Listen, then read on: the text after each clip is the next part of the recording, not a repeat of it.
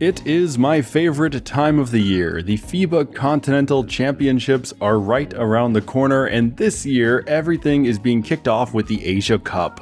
Though we're not getting the best players in the world, as most of the NBA, EuroLeague, and NBL guys do not show up for these continental events, we will still get an awesome bunch of energized, mostly young players looking to make history and bring their country some international glory. And let me say, this year especially is going to be an exciting one. Today, I'm going to break down the teams in the tournament and give you guys my predictions for how things will play out. Who will overachieve, who will disappoint, and who will come out on top. Before we get started, please do me a big favor and like the video, as it helps me out far more than I think you guys realize. Consider becoming a channel member if you want to support these videos directly, and subscribe for more basketball related content. I am trying to hit 1 million subscribers prior to the gold medal game, so let's make that happen. Now, let us get started. First, let's do a quick breakdown of how the tournament even works. There are 16 total nations competing from the FIBA regions of Asia and Oceania. They are broken into 4 groups, each containing 4 teams. Each country will play 3 round-robin matches against the opponents in their group. Then, based on how they finish, it will dictate their position in the final knockout bracket.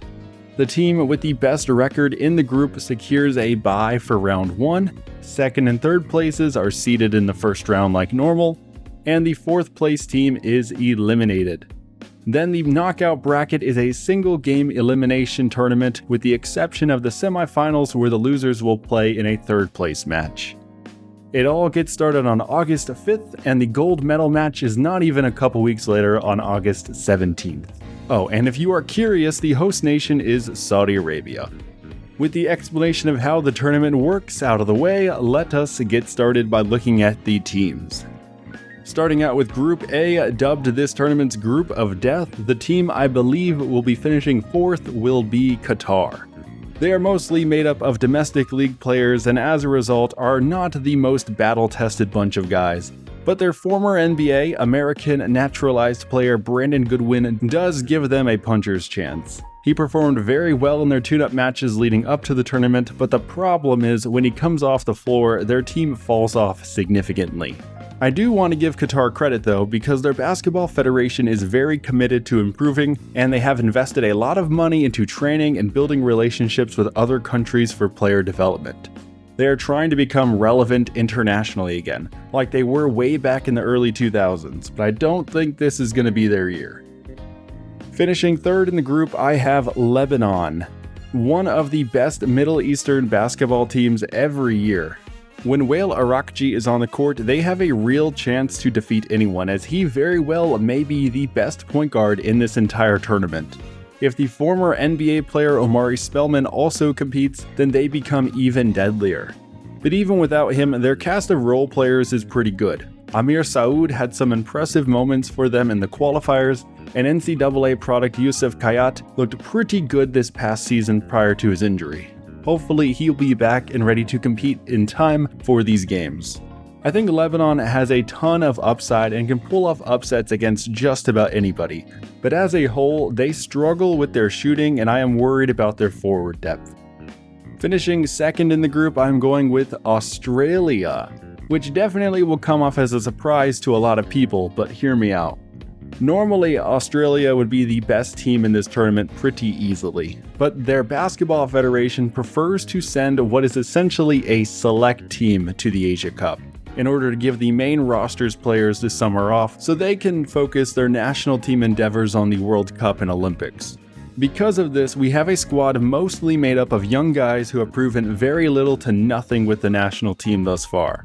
But they should have a couple quality veterans like big man Will Magnay and forward Jack McVeigh, who can give them a lot of offensive production inside and out. But their guard rotation is very inexperienced. Owen Foxwell and Dash Daniels headline their lead ball handlers. Neither have played much pro ball, and neither have ever represented their senior national team. This may result in some uncharacteristic turnovers for a team that usually moves the ball incredibly well in FIBA play. The first match of their entire tournament run is going to be a must-watch one, as it will see them go up against the team that I think is going to come out on top of this group, and it'll be a good litmus test to see if what I'm talking about is right. The team I believe will win said group is going to be South Korea. After a very disappointing start to their 2020s, Korea appears to finally have their feet under them again and is entering the Asia Cup on a hot streak, winning 4 straight tune-up matches. Korea is using a team made up almost entirely of their own domestic league's players, along with Hyungjung Lee from the NBL champion Illawarra Hawks and Jun Seok Yo from the NCAA powerhouse Gonzaga. They have excellent perimeter players and strong wings, but as usual, they have a weakness with their interior presence. The tallest players on their roster only stand about 6'8", and Korea looks unlikely to use a naturalized player, as they've only ever done this one time with Gunnar Ra, who retired last year. So we'll have to see if this interior weakness marks their doom or not, but again, at least in the tune-up matches, their shooting and strong perimeter defense have made up for this weakness. I think South Korean games are a lot of fun to watch, and I'm really looking forward to seeing them compete here in the Asia Cup. Moving on to Group B, finishing 4th, I believe will be Syria. They should feel a lot of pride having made it here in the first place. The country of Syria is not in a good place right now, and they played their last 2 home games in the qualification process in Dubai as a result, but they managed to win both of them, earning the right to be here. They have a very fragmented team with very little experience playing alongside one another. Only 7 of their players appeared in the qualifier games more than twice, and they used 3 different naturalized players, 1 for each couple of games. They don't have high-end talent, they don't have stability with where they play or practice, and they don't have continuity going into this tournament. Syria is in for some very difficult games. Taking 3rd in this group, I have Guam. This is the tiny US territory's first ever proper continental tournament appearance, which must be incredibly exciting for the island of only 160,000 people. It took a legendary upset on the road against Mongolia for them to earn this opportunity, and now we are hopefully going to see them earn their first ever Asia Cup win. This is a pretty interesting team. Most of their roster are guys who played small college ball in the US and are now competing in low-level leagues around the world. Ernest Ross Jr. was their best player in the qualifiers, and he competes in the NBL 1. Jonathan Galloway is their second best performer, and he plays professionally in Cyprus. And Ty Wesley, the guy who led their team in player efficiency rating, is 39 years old and has retired from playing professional basketball for 5 years. This is a really interesting team that is tough to predict, but I think their match with Syria will be at least entertaining. Finishing in 2nd should be Iran. Once the king of the Middle East, Iran has not been competitive since their legend Hamed Haddadi retired. They have turned to a younger crop of players recently, and at least in the group stage looked pretty impressive throughout their qualification process. Their best player is 20-year-old shooting guard Mohamed Amini, who plays professionally in France's highest league. He spaces the floor well and rebounds bigger than he is. He, alongside fellow domestic league players Matan Agajampour and Sina Vahedi, are Iran's best hope at pulling off an upset in this tournament. Thankfully, they are in a pretty weak group, so they should not have much problem moving into the knockout bracket. And coming out on top of Group B will almost certainly be Japan. Though it looks unlikely that we will get to see them at full strength due to absences of Rui Hachimura and Yuta Watanabe, Team Japan is still a feisty bunch of guys who are looking to keep building upon what they have accomplished these past few years.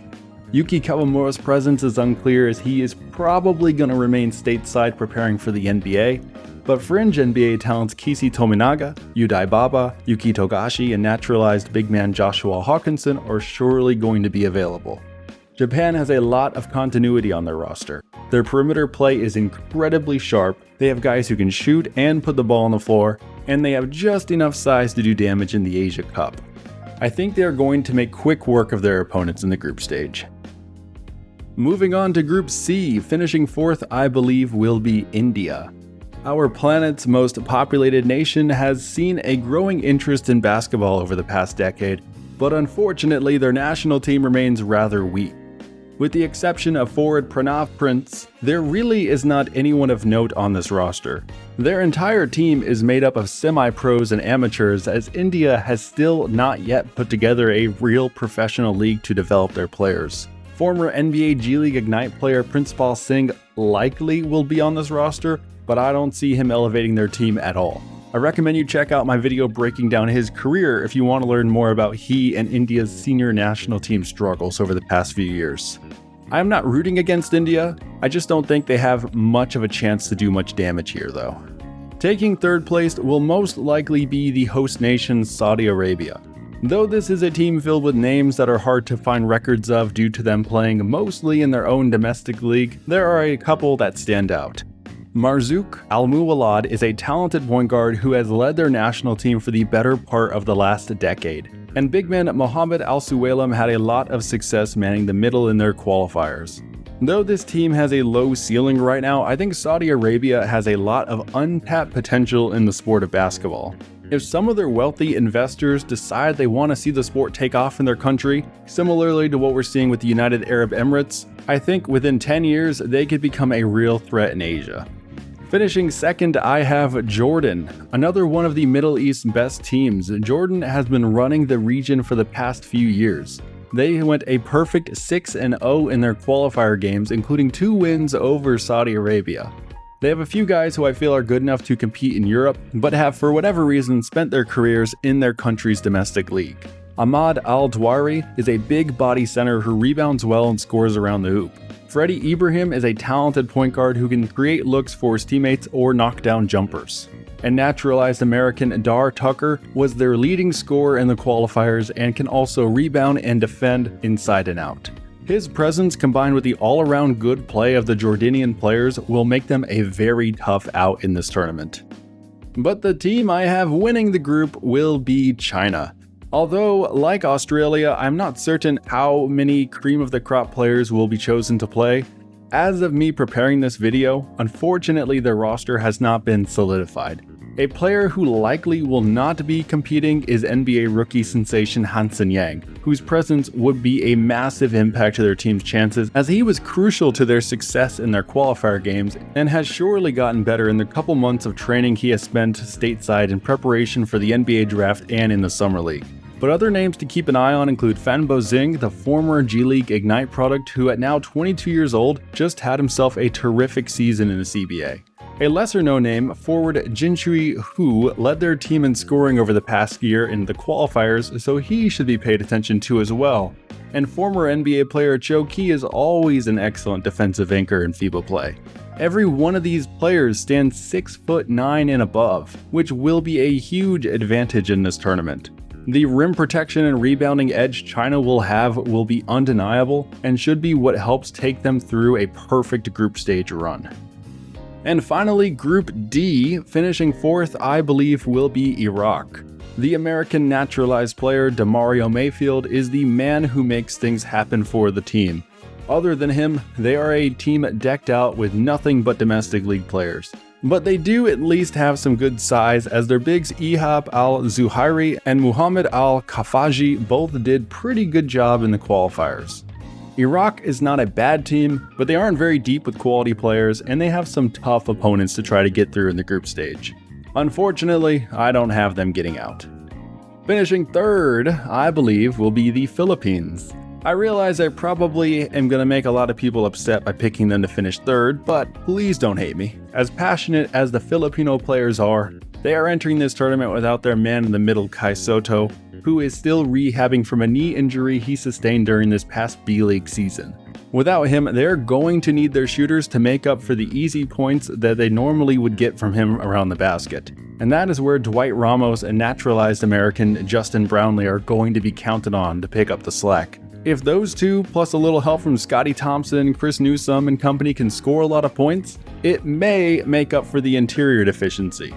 Junmar Fajardo is a solid big body big man who will take up space inside and gobble up rebounds, but there are some talented tall players on the rosters in front of him that I don't think he's going to do as well against as Kai Soto would. Taking the second place spot, I have Taiwan. I think this team is really fun. They climbed the ladder of relevancy this past cycle of qualification, opening up with 2 losses before winning 3 of their next 4, including a major statement victory over the Philippines back in February. Taiwan is led by Lin Tingqian and Mohamed Al-Bachir Gadiaga. Both guards can shoot the ball off the dribble inside the arc and from 3. And naturalized 7-footer Brandon Gilbeck did an excellent job protecting the rim and cleaning up the glass on both ends. He is not a big-time scorer, but I think against smaller competition, he could have a lot of success. It has been a really long time since Taiwan has made any noise in the Asia Cup, but 2025 looks to be a good chance for them to pull off some upsets. But the team winning their group, I believe, will be New Zealand. In similar fashion to what we are seeing with Australia's national team, New Zealand is opting to send a younger group of guys with far less international experience. Almost every person on their roster competed within their domestic league this past season, with only a handful of guys with even NBL experience. The most seasoned veteran here is Tohi Smith-Milner, who has over 40 appearances with their national team, including a couple good performances recently in the qualifiers. But just to give you a baseline of the type of big man he is, he averaged only 5 points and 2 rebounds per game this past season in the NBL with the Brisbane Bullets. Not to disrespect him, but I'm just trying to show you guys that this is not the best team that they could field. Some young guys on their roster I'll be paying close attention to are Mojave King, Jack Andrew, and NCAA product Ben Gold. So that wraps up pool play. Now let me punch these teams into the final bracket and let's predict some outcomes. I'm not going to spend as much time here since these are single games and who knows what the heck can happen any given night. A key player could get in foul trouble early, a random bench guy could get hot from deep, and everything in between. Remember, this is all for fun. Round 1, Jordan versus Philippines. A pretty crazy matchup because no matter what happens, a team that was supposed to contend for a medal will be leaving way too early. As much as I know it will frustrate a large audience of viewers, I am predicting Jordan to come out on top. Taiwan versus Saudi Arabia. Very contrasting styles of play will be on display. I'm hoping the Saudi fanbase shows up and energizes their players. Not because they are my pick for this tournament, but just because it makes for some entertaining basketball. Give me Saudi Arabia. Australia versus Guam. Yeah, this one's not going to be very close. I'm sorry Guam, but at least you made it here. Australia is going to crush you. Iran versus Lebanon. A pretty cool matchup featuring 2 very talented guards. I definitely would not miss this game. But I have to pick one, it's going to be Lebanon. Round 2. South Korea versus Jordan. 2 strong teams that do their damage with shooting and attacking off the dribble. I expect a very physical game, but South Korea will come out on top. Japan versus Saudi Arabia. Another really exciting and surely loud matchup that will be closer than you think, but I am going to pick Japan to win this one. China versus Australia. An extremely tough draw for these 2 teams, as I'm sure a lot of people had them both medaling, but now that's not going to happen. Interestingly, both federations put all of their eggs on the interior basket, and virtually nothing proven around the perimeter, which is kind of interesting. I'm gonna say I'm sorry Australia, I'm gonna pick China. New Zealand versus Lebanon. Believe it or not, I'm gonna pick Lebanon here. Normally, New Zealand has the game in the bag, but if the Lebanese stars show up to compete like we're expecting them to, there should be no way they fall to such an unproven batch of young guys. Semi-final time. South Korea versus Japan. A rematch of the friendly warm-ups.